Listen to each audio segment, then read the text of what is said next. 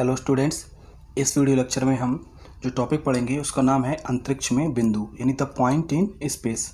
ठीक है, यानी कोई पॉइंट है, कोई बिंदु है जो किसी तल में ना होकर के अगर स्पेस में होता है, अंतरिक्ष में होता है, तो उसकी स्थिति के बारे में हम जब स्टडी करते हैं तो उसको हम अंतरिक्ष में बिंदु कहते हैं। ठीक है, तो ये जो आता है किसके अंतर्गत आता है? त्रिविमीय निर्देशांक ज्यामिति यानी 3 डायमेंशनल कोऑर्डिनेट ज्योमेट्री के अंदर ये आता है। ठीक है, लेकिन इससे पहले हम 2 डायमेंशनल जो कोऑर्डिनेट्स होते हैं उनके बारे में थोड़ा सा पढ़ लेते हैं। पहले द्विमीय निर्देशांक यानी 2 डायमेंशनल कोऑर्डिनेट्स होते हैं, तो इसके बारे में थोड़ा पढ़ते हैं। द्विमीय निर्देशांक में किसी बिंदु की स्थिति बताने के लिए 2 परस्पर लंबवत रेखाएं X O X dash Y O Y dash लेते हैं, यानी एक्स एक्सिस और वाई एक्सिस लिया हमने।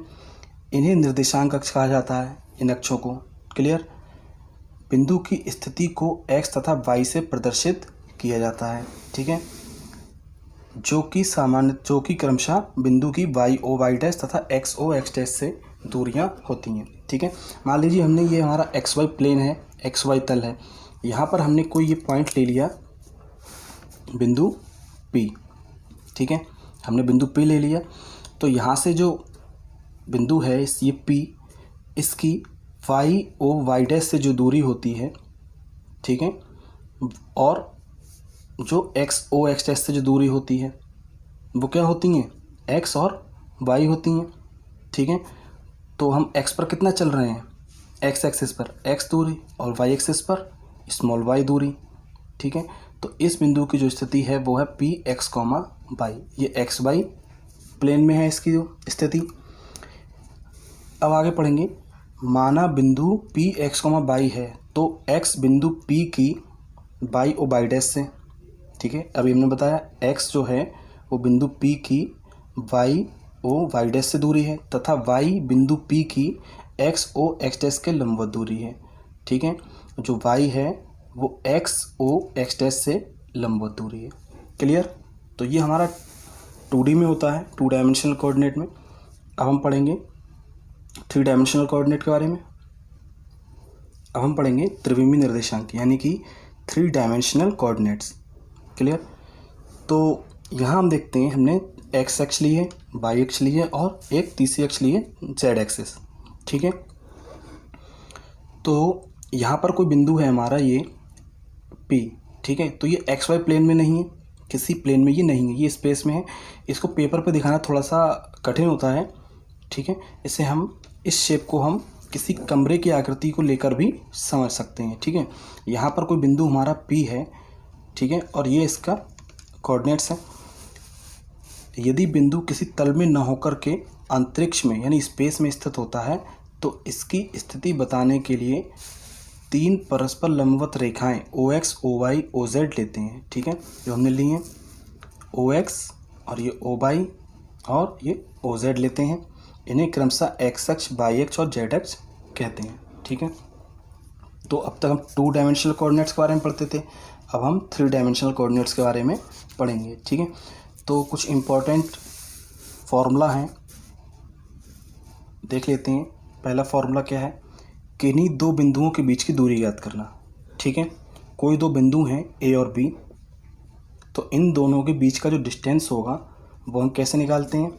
ये हम पहले भी पढ़ चुके हैं। ए बी बराबर under root x2 minus x1 का whole square plus y2 minus y1 का whole square plus z2 minus z1 का होल स्क्वायर। चाहे इसमें से इसे घटा दें या इसमें से इसे घटा दें, ये किन्हीं 2 बिंदुओं के बीच की दूरी का सूत्र होता है। ठीक है, अब देखते हैं 2 बिंदुओं को मिलाने वाली रेखाओं को m/n में विभाजित करने वाले बिंदु के निर्देशांक। ठीक है, 2 बिंदु हैं, वो मिलकर कोई रेखा बनाते हैं, तो उस रेखा को m/n में विभाजित करना। कोई रेखा है उसको हमने डिवाइड करना है m/n के अनुपात में, तो जो विभाजित करेंगे, तो जहाँ से विभाजित करेंगे वो बिंदु जो होगा उस बिंदु के निर्देशांक क्या होंगे। ठीक है, तो पहला जो कोऑर्डिनेट होगा वो हम लिख लेते हैं। ये फॉर्मूला है, सीधा सीधा हमने लिख दिया है, इनको याद करना है। mx2 plus nx1 upon m plus n, Y का होगा my2 plus ny upon m plus n, same इसी तरह z का होगा। ठीक है, तो ये वो बिंदु के निर्देशांक होंगे। अब इसमें एक नोट देख लेते हैं।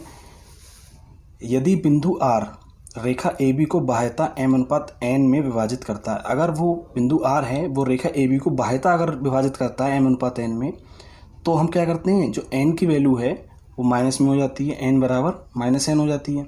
ठीक है, तो x बराबर जहाँ जहाँ इसमें हमने n लगाया है वहाँ वहाँ हम n की जगह -n लगा देंगे। ठीक है, तो यही 3 फॉर्मूले हमें सेम फिर से मिल जाएंगे, बस प्लस की जगह माइनस हो जाएगा।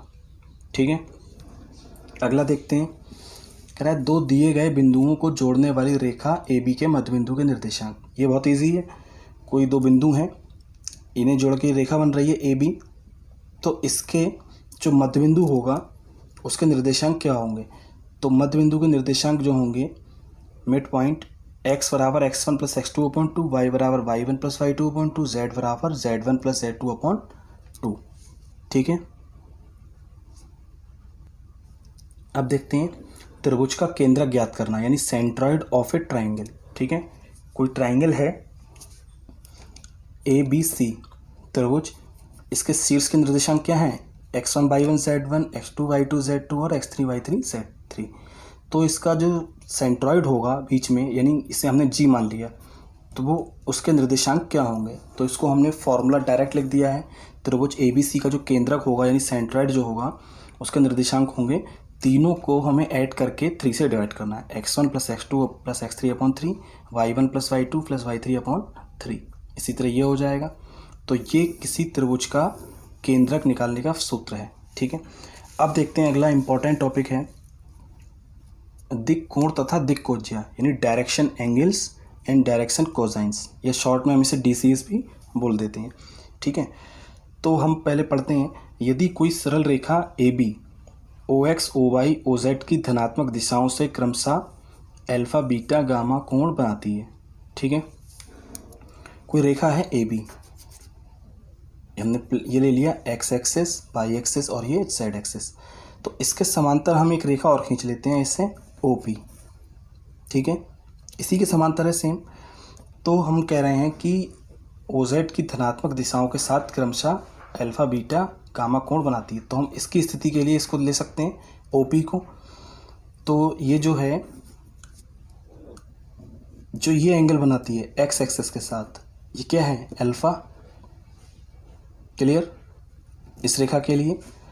और OP जो है ये y एक्सिस के साथ क्या एंगल बनाती है, बीटा। और z एक्सिस के साथ क्या एंगल बनाती है, ये वाला एंगल कितना है, गामा। ठीक है, तो ये अल्फा बीटा गामा कोण बनाती है। तो ये कोण जो होते हैं उन्हें हम दिक् कोण कहते हैं, यानी डायरेक्शन एंगल्स कहते हैं। ठीक है, ये क्या होते हैं, दिक् कोण होते हैं, अल्फा बीटा गामा।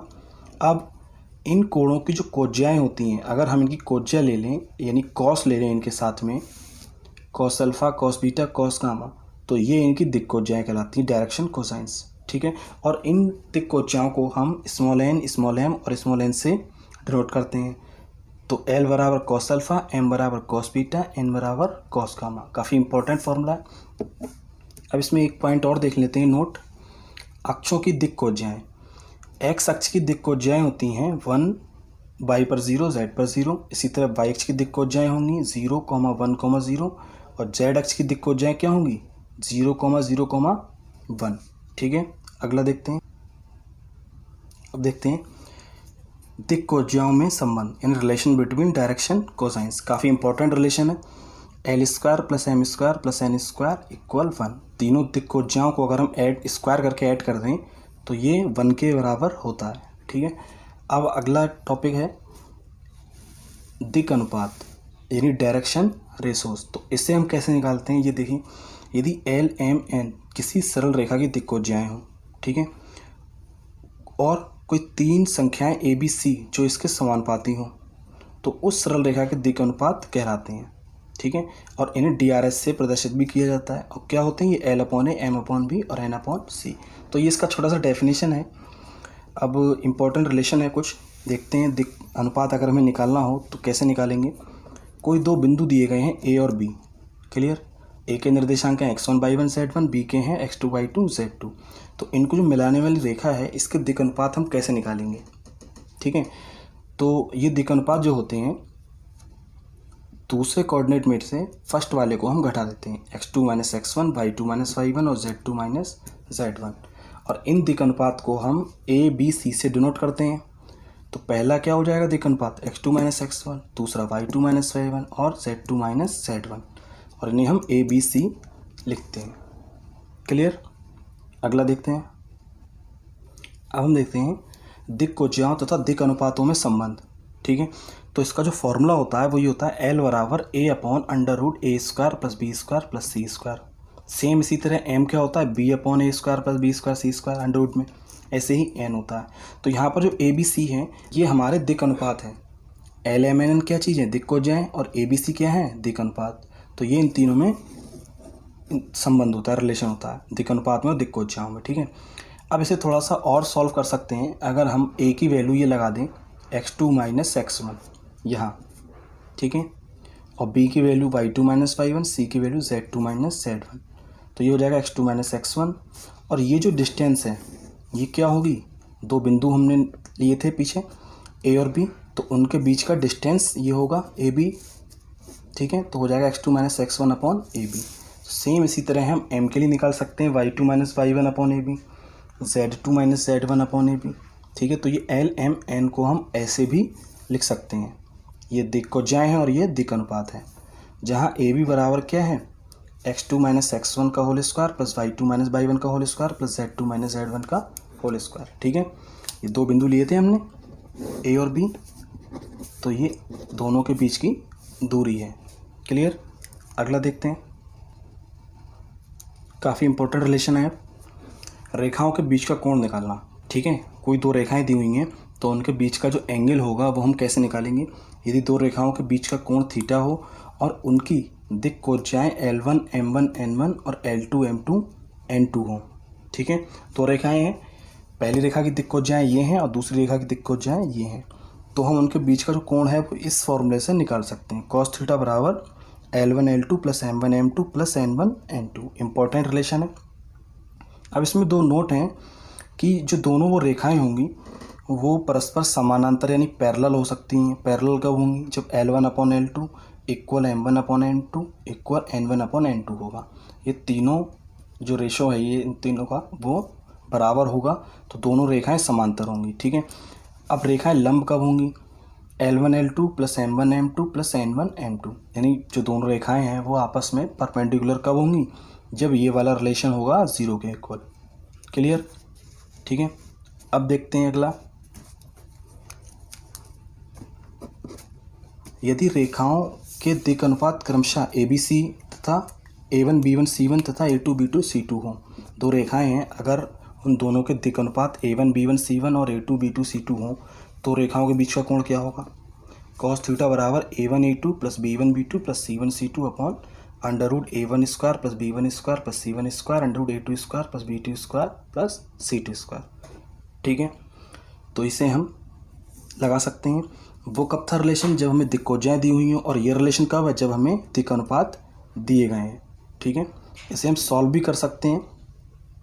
इस फॉर्मूले में हम N1 L2 और M1 M2 N1 N2 की जो वैल्यू है हमारी पीछे हमने फॉर्मूले में पढ़ी हैं, उनको अगर हम यहाँ लगा दें, कैलकुलेट करें, तो यही रिलेशन हमें मिल जाएगा। ठीक है, अगर हमें दिक् अनुपात दिए हुए हैं तो हम यहाँ से निकाल सकते हैं, दिक् कोज्याएं दी हुई हैं तो यहाँ से निकाल सकते हैं। क्लियर।